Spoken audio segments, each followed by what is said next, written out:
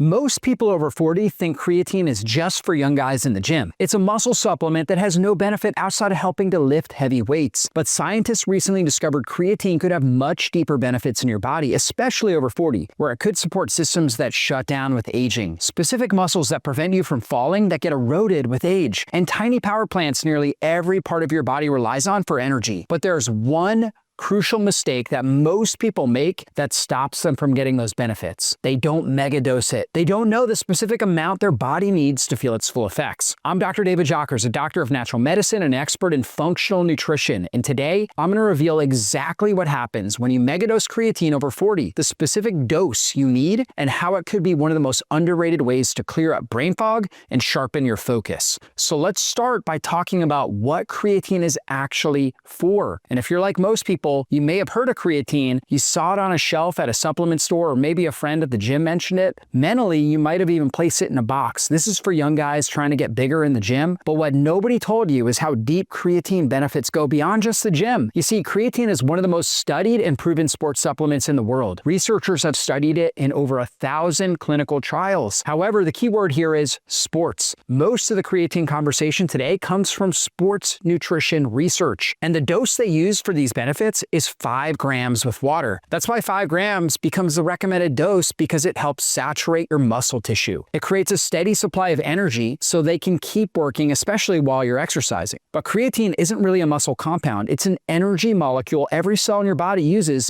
to make cellular energy, ATP. You see, ATP is the main energy source for your entire body. However, there's one tissue that uses it more than any other part of your body. It's your brain. Now, your muscles still benefit from creatine, that's true. But unlike your muscles, your brain has no glycogen reserve, no stored sugar, and that's what acts as a fast energy source for your muscles. But your brain, it doesn't have it. So when it runs out of fuel, that's it. There's no backup energy supply from carbs that your muscles usually get.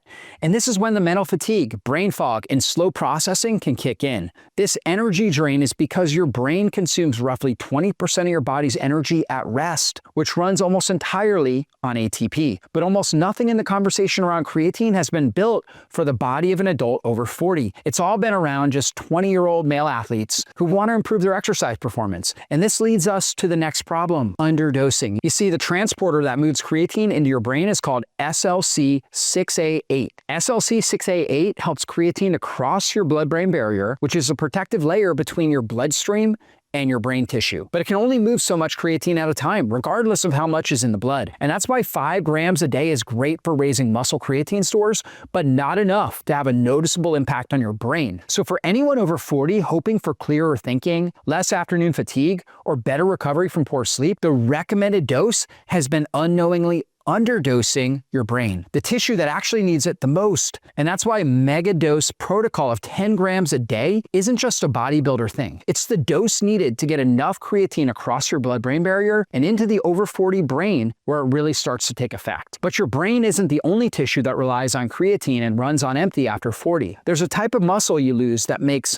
just feeling older become a potential fall. This muscle is called your fast twitch muscle, and it's the first muscle you lose with aging. This is because of a biological process called sarcopenia, which is the gradual loss of muscle mass and strength from aging. However, sarcopenia doesn't take muscle from your body evenly. It destroys fast twitch fibers more than the slow twitch fibers. Your fast twitch fibers are crucial because they're responsible for short, powerful movements. This makes them great for activities like high-intensity interval training, sprinting, jumping, powerlifting, football. This also means they use a lot more energy and need more fuel. By age 80, an adult can lose roughly half their fast twitch muscle. Meanwhile, their slow twitch muscle, which helps a lot of your daily movements like walking, cleaning your house, or sitting upright in a chair, that's barely touched. You still have that slow twitch muscle, but you need that fast twitch muscle for those short, powerful movements. And interestingly, your fast twitch fibers, they run on the ATP creatine phosphate energy system, the same creatine system your brain uses when you megadose. Creatine can help them restore this lost fuel and give them the energy they need, especially as sarcopenia takes hold over 40. And this is why the muscle effects of megadosing creatine after 40, they're not just building muscle or just protecting your brain. It's protecting the fibers that catch you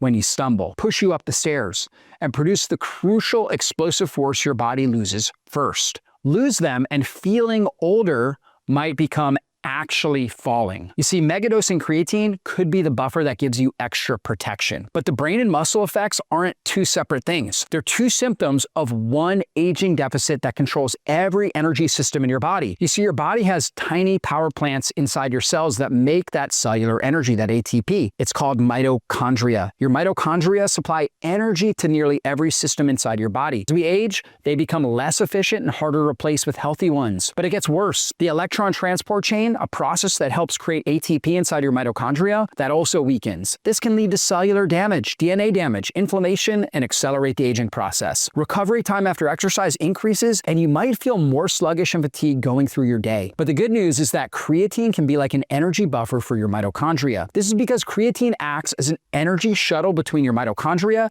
and the rest of your cell. This decreases the need for mitochondria to be constantly ramping up ATP production. So now your cells can meet your energy demands more smoothly without the crashes that come from mitochondria struggling to keep up. And this is exactly why megadosing creatine after 40, it isn't a gym bro supplement. It's fuel for your entire body's energy supply from your brain to your bicep. But to match a 10-gram daily creatine dose for mitochondrial support from food, you need roughly 2 pounds of beef every single day. Most people are not going to eat their way out of this one. And even that wouldn't be enough to load your brain. To get the 10 grams you need, look for a micronized creatine monohydrate supplement. This doesn't need to be an expensive supplement or fancy, but the benefit of micronized creatine is that it can be digested more easily, and that could prevent any upset stomachs. And make sure it's third-party tested, because that ensures it's been thoroughly quality controlled. So there isn't anything that shouldn't be in there, like toxins or the wrong supplement. If your stomach handles it well, start by taking 10 grams with your largest meal. And if your stomach feels sensitive, split it into 5 grams with breakfast in the morning and 5 grams with dinner. But if you want a faster saturation phase, you can use the classic loading approach. This means taking 20 grams per day for 5 to 7 days by splitting it into 4 doses of 5 grams each. However, you also need to make sure you hydrate properly.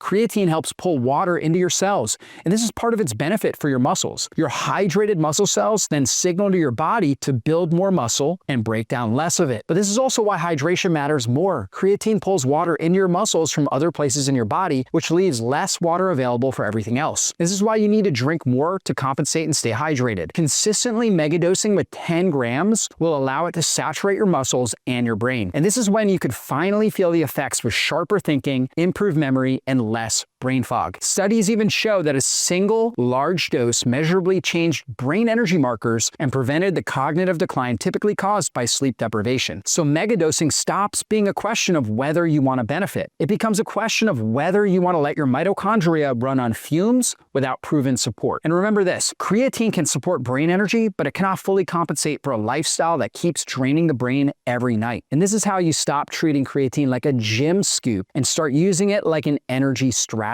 Now, let me answer some of the questions I hear most often when people hear the word megadose. The first question is usually, Dr. Jockers, how much do I actually take? And is the megadose safe? For most adults over 40, the practical long-term dose is 10 grams a day. For safety, creatine has decades of research behind it. The kidney fear, people are concerned that it could harm the kidneys, that usually comes from serum creatinine. You see, creatine breaks down into creatinine so it can rise on blood work, but this doesn't automatically mean kidney damage. You see, if you have kidney damage, your blood creatinine will raise. But if you're taking supplemental creatine and it elevates your blood creatinine levels or your urine creatinine levels, then that doesn't mean that you have kidney damage. It just means that you were taking a creatine supplement. However, if you do have kidney disease, talk to your doctor first. And if you use creatine, tell your doctor before any labs so they read your numbers correctly. And the second question is one of the most common fears that I hear. Dr. Jockers, does creatine cause hair loss? This fear mostly comes from one small 2009 study in rugby players that showed DHT went up during creatine loading. Now, DHT is a hormone linked to male pattern hair loss in people who are genetically susceptible, but the study didn't directly measure hair loss. Since then, more studies have not supported the idea that creatine reliably causes hair loss. If you're genetically prone to male pattern baldness, you want to talk to your doctor or dermatologist. But don't let one study scare you away from a supplement with decades of safety data. The third question is, I'm a woman in my 50s. Does this apply to me? And the answer is yes. It may actually apply even more. You see, women often have lower total creatine stores because they generally carry less muscle mass. Menopause also lowers estrogen, a sex hormone that helps protect muscle, bone, boosting brain energy and recovery. So creatine can be especially useful for women during and after menopause. And the dose is exactly the same, 10 grams daily. The fourth question is, how long until I notice something? Think in 3 timelines. Muscle usually responds first, often within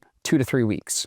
You may notice better recovery, less soreness, stronger workouts, the stairs feel easier, or getting up from your chair isn't a struggle. Your brain changes usually take longer, around 6 to 8 weeks. You may notice better afternoon energy, clearer thinking, fewer energy crashes after poor sleep, and improved focus. The final question is, what do you put the powder in? Now, I put it in a protein shake and in water or electrolyte drinks. You can even add it to coffee, but it's best to let the coffee cool down a bit. At the point that it's hot but drinkable, creatine can be added, just not if it's scalding. If you put it in while the water is scalding, like 200 degrees, it's gonna damage the creatine. So make sure it's drinkable and then mix that 5 or 10 grams in your coffee and you'll be fine. Now, again, I recommend doing 5 grams 2 times daily, morning and midday or mid-afternoon. That's probably the best way to handle it. If you do 10 grams at once, that's probably fine as well. Now, if you want the exact creatine that I personally use, I'll link it in the description box below and appearing on your screen right now. It's called Creatine Strong. It's a pure creatine monohydrate. It's third-party tested without fillers or fancy marketing. If this video helped you today, subscribe so you don't miss any of my videos. Drop a comment below and let me know what supplements you've tried in the past. Have you tried creatine? What was your experience like with it? What dose did you use? And share this video with someone in your life who's been told they should take creatine but never really understood why. And as always, be blessed.